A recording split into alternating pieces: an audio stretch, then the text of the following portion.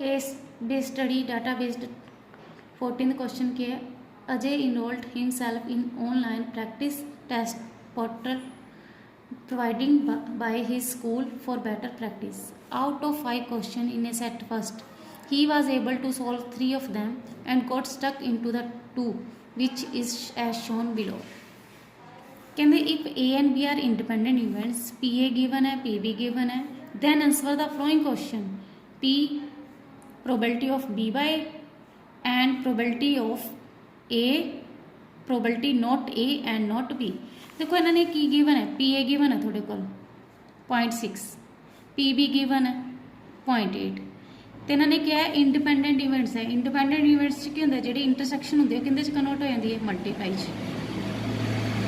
यानी कि थोड़े को इंटरसैक्शन की आ जाऊगा इन्होंने दोनों की मल्टीप्लाई आ जाऊगी 0.6 ते 0.8 की P A into P B तो इंटरसैक्शन की वैल्यू आ गई थोड़े को 0.48 तो उन्होंने की कहेगा फाइंड की करो probability of B by A की प्रोबेबिलिटी की होंगी है उपर इंटरसैक्शन डिवाइड च पी ए देखो मैं इंटरसैक्शन की जगह की लिख सकती हूँ P A into P B लिख सकते हैं क्योंकि इंडिपेंडेंट इवेंट है पी ए नाल पी ए कैंसल हो जाओ पी बी थोड़े को 0.8 है ही यानी कि पी बी बाय ए की प्रोबेबिलिटी कितनी आ गई 0.8 सैकेंड क्वेश्चन इन्होंने की क्या note A and note B देखो एंड का मतलब कहते इंटरसैक्शन इंडिपेंडेंट इवेंट है तो इंटरसैक्शन कहते कन्वर्ट हो जाएगी multiply P naught A into P naught B naught A का मतलब क्या होता देखो पी ए गिवन है 0.6 तो पी नोट ए की होगा 1 चो माइनस कर दो 0.6 तो कि जो 0.4 सिमिलरली पी बी गिवन है थोड़ा 0.8 पी बी नोट कि फाइंड करोगे पी नोट बी 1 चो माइनस कर दो 0.8 कि जो 0.2 बस दोनों की वैल्यू इतने पुट करके मल्टीप्लाई कर दिया थोड़ा आंसर आ गया 0.08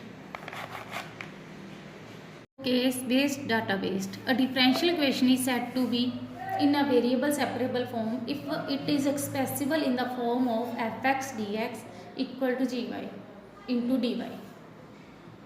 The solution of equation be this. कहते based on the above information answer the following देखो अपने को वेरीएबल सैपरेबल की होंगे D Y upon D X equal to अगर function of X into function of Y है तो तुम की करते होने हो फंक्शन ऑफ एक्स एक साइड फंक्शन ऑफ वाई एक साइड देखो डी वाई के नाल फंक्शन आना चाहिए वाई का तो डी एक्स के नाल फंक्शन का आना चाहिए एफ एक्स का ठीक है ना यानी कि एक्स का फंक्शन उस तो बाद आप करते होने इंटीग्रेशन ठीक है हूँ इन्होंने अपने कहते एज दे बेस्ड तुम इस इक्वेशन की करो सोल्व करो गिवन की है फस्ट पार्ट च D Y D X equal to Y into sine 2x देखो डी वाई मल्टीप्लाई चाहिए इधर आके जो divide sine 2x D X divide चाहिए इधर आके जो मल्टीप्लाई उस तो बाद तुम कर देना इंटीग्रेशन 1 बाय वाई का इंटीग्रेशन की हो जाएगा log Y sign 2x integration की हो जाएगा minus cos 2x by 2 plus C इन्होंने की कहेगा y0 कहते इक्वल है 1 दे y0 कहते इक्वल है 1 दे गिवन है देखो y0 1 दे मतलब कि x की वैल्यू 0 पुट करके तुम y की वैल्यू कितनी रखनी है 1 x 0 पुट करोगे तो y कहते इक्वल आऊगा 1 दे ये कंडीशनस दे देंगे ताकि जो थोड़ा प्लस का सी आए ना तुम उनकी वैल्यू फाइंड कर लो x की जगह 0 तो y की जगह 1 log 1 थोड़ा पता ही 0 होता है 2 इंटू 0 0 कोस 0 कि होंगे 1 माइनस 1 बाय 2 प्लस सी देखो तो सी की वैल्यू आ जाएगी 1 बाय 2 वो तुम सी की वैल्यू 1 बाय 2 इतने पुट कर दियो थोड़े को सोल्यूशन की आ गया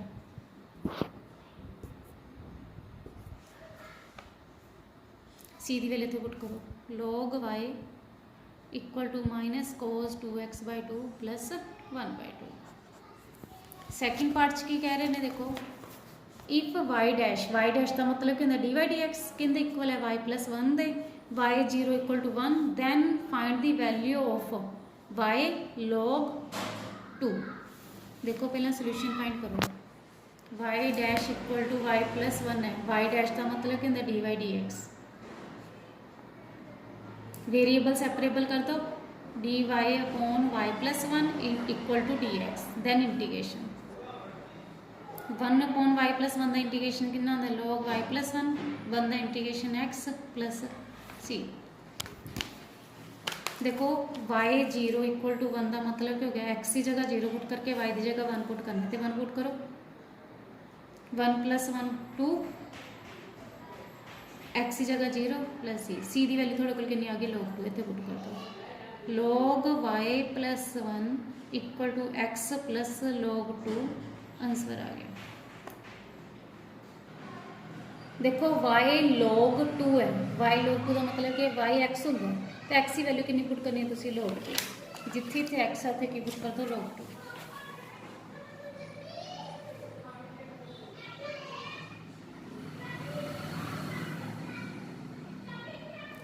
देखो log 2 प्लस log 2 कितना हो जाएगा 2 log 2।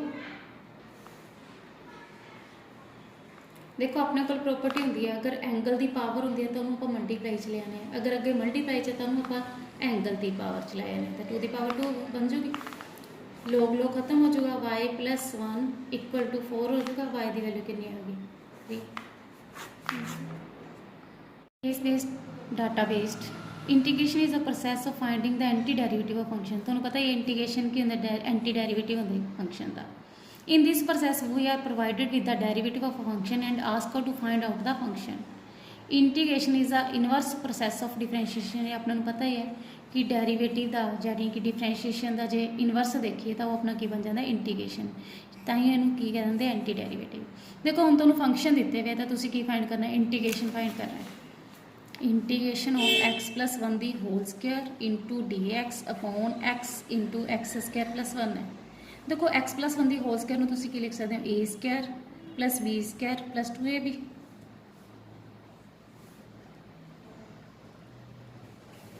दैन अलग अलग कर सकते हैं this upon this.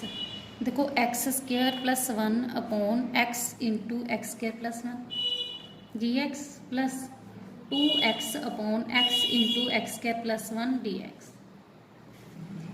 This one cancel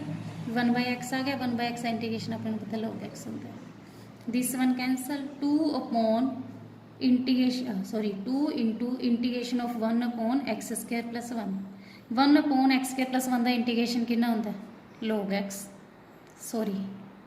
tan inverse x plus c।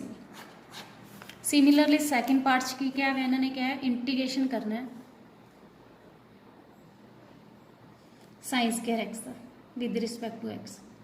देखो साइन स्क्वायर एक्स का अपने को फॉर्मूला होंगे 1 minus cos 2x by 2 1 by 2 तो मल्टीप्लाई च ही रख दो 1 का इंटीग्रेशन कितना जो X cos 2x integration sin 2x by 2 plus C. X का जोड़ा भी कोफिशिएंट होंगे डेरीवेटिव च मल्टीप्लाई चाहता होंगे तो इंटीग्रेशन च डिवाइड च प्लस सी।